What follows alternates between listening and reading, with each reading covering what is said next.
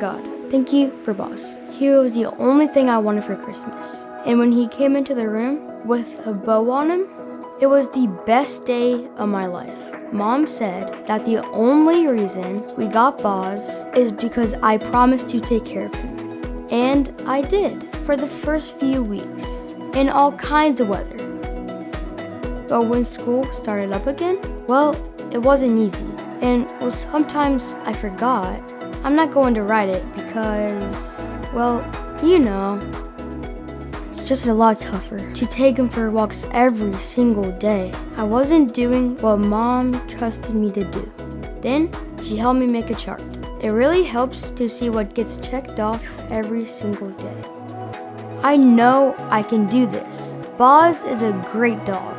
God, thanks for helping me and Boz do this together. Uh-oh, gotta go. Read.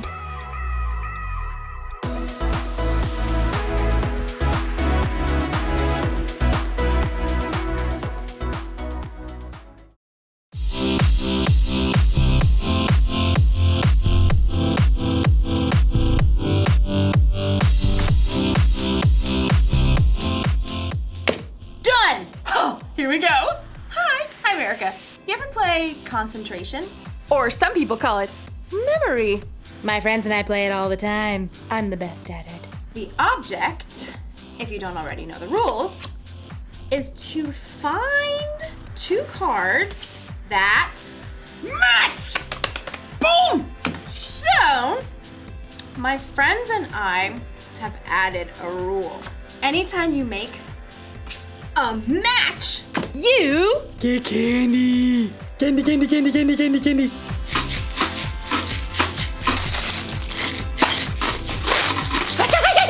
What can I do?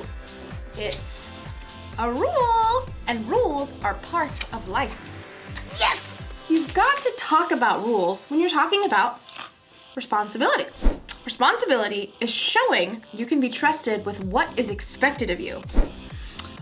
Of course, the rules don't say I have to eat candy every time I get a match. So, usually, I save it for later. This is what I've won so far. I mean, what can I say? I know how to pick 'em. My friends are like, you're too good at this game. Give us some candy. And I'm like, get your own. I might have a problem. No. Today's story is one that Jesus told about a man who had a little problem with sharing. Who knows what that's like? I'll see you in a bit. Mine.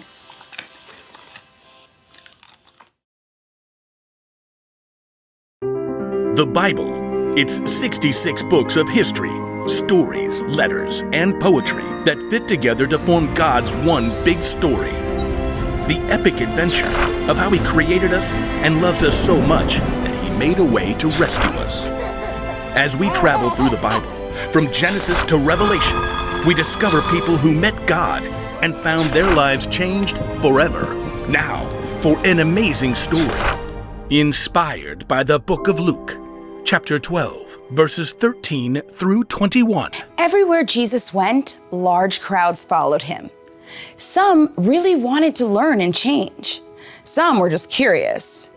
Others, like the religious leaders, listened to Jesus' words so they could trap him with tricky questions.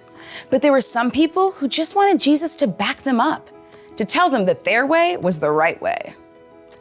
One of these was a man, we'll call him Ezra. Teacher! Hey! Teacher!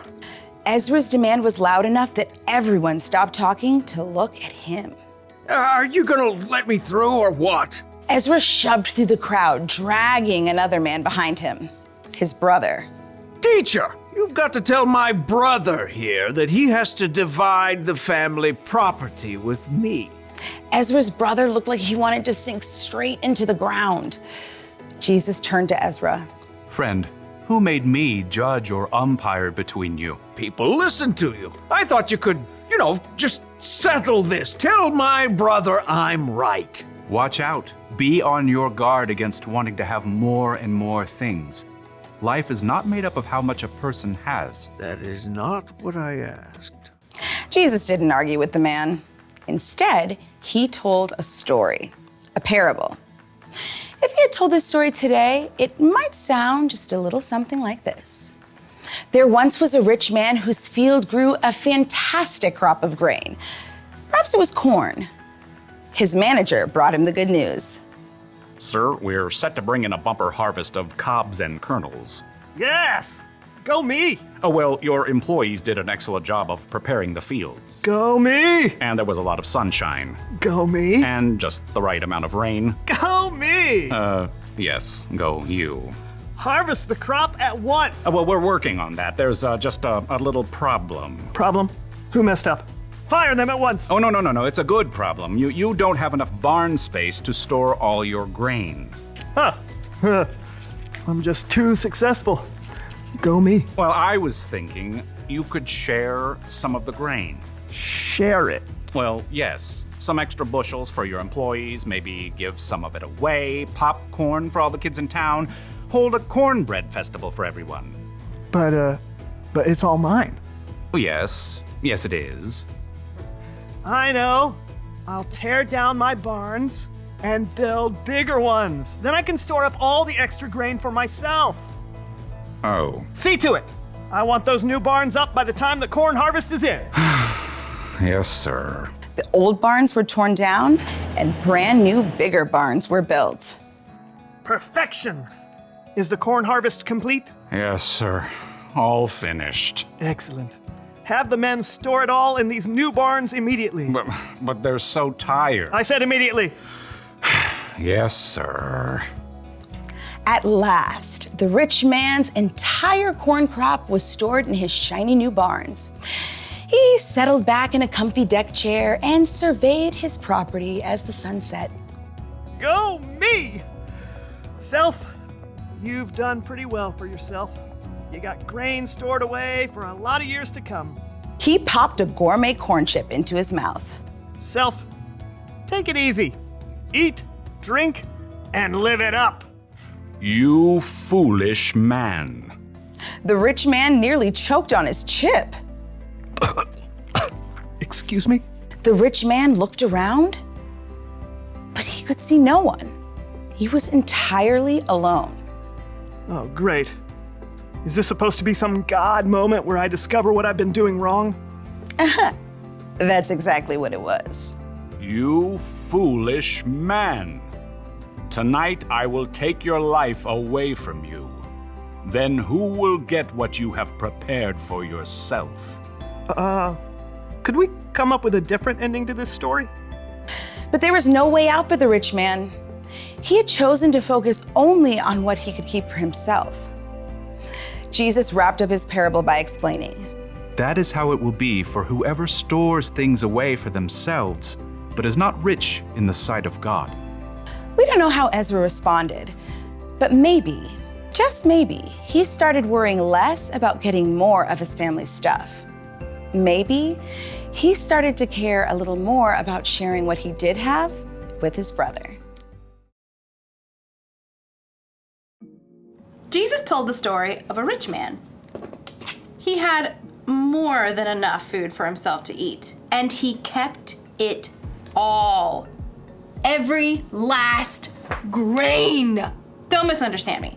There's nothing wrong with saving. It's good to save your allowance money for that new toy you want. It's good to save candy for later instead of eating it all at once. But saving wasn't the problem with the rich man. No. His problem was his heart. He loved himself and his stuff more than he loved other people. And that's not good, because people are always more important than stuff. You see, I can't say that I'm a follower of Jesus if I'm going to be selfish with the things I have. Those things don't match. It's our responsibility to share with others, and we all have something we can share. Maybe you have time to share, or money, or candy. You're going to have all kinds of chances in your life to share with someone who has less than you. Don't miss your chance. Here's a rule for life to remember today. Share what you have. I've got candy to share next time I see my friends. I've got clothes I don't wear anymore that I could donate. And I've got time if anyone wants to play concentration with me later. Although I warn you, I'm pretty much the best at it. See you next time. I'll save you some candy.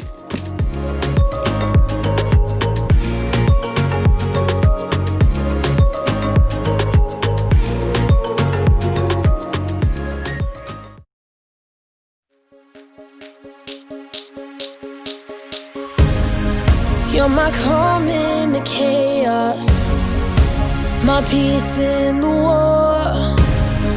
You speak light into darkness, you tell me I'm yours. Only you, Jesus, are in control. You are my every heartbeat, every breath that I breathe. You're all I need, you're all I need. You speak life, sing your love over me. You're all I need, you're all I need. Caught up in your captivating, never failing love. You are my every heartbeat, every breath that I breathe. You're all I need, you're all I need. The love of a father, the strength of a king, the blood of a savior. You're my everything. You are my every heartbeat, every breath that I breathe. You're all I need, you're all I need. You speak life, sing your love over me. You're all I need, you're all I need. Caught up in your captivating, never failing love. You are my every heartbeat, every breath that I breathe. You're all I need, you're all I need. Only you, Jesus, are in control. Take my brokenness and make me whole. Only you, Jesus, are in control. Take my brokenness and make me whole. You are my every heartbeat, every breath that I breathe. You're all I need, you're all I need. You speak life, sing your love over me. You're all I need, you're all I need. Caught up in your captivating, never failing love. You are my every heartbeat, every breath that I breathe. You're all I need, you're all I need.